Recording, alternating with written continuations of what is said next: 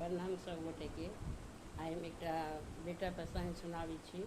ओकर रचना हम अपने केने छी। अगर अहाँ सबके नीक लागत तो लाइक कमेंट जरूर करब और चैनल के सब्सक्राइब करू। बहुत बहुत धन्यवाद सब गोटे के। जय मिथिला, जय मैथिली। चंदन घसी घसी अपटन बनाओल मन भावन लागे। चंदन घसी घसी अपटन बनाओल मन भावन लागे। बबुआ के अपटन लगाऊ हे मन भावन लागे। बबुआ के अपटन लगाऊ हे मन भावन लागे।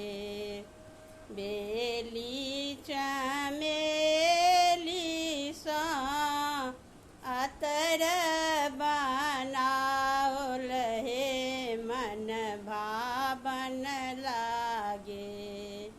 बेली चमेली सा अतर बनाओल हे मन भावन लागे। बबुआ के सेंट लगाऊ हे मन भावन लागे। बबुआ के सेंट लगाऊ हे मन भावन लागे। अतर गुलाब तेल बनाओल मन भावन लागे। अतर गुलाब तेल बनाओल मन भावन लागे। बबुआ के तेल लगाऊ हे मन भावन लागे। काजर से दी काजर बनाओल हे मन भावन लागे। काजर से दी काजर बनाओल हे मन भावन लागे। बबुआ के काजर लगाऊ हे मन भावन लागे।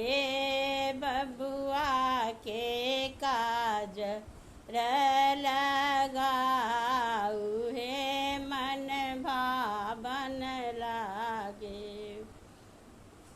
10 5 सखी मिली मंगल गाओल हे मन भावन लागे। 10 5 सखी मिली मंगल गाओल हे मन भावन लागे। रची रची कैल श्रृंगार हे मन भावन लागे। रची रची कैल श्रृंगार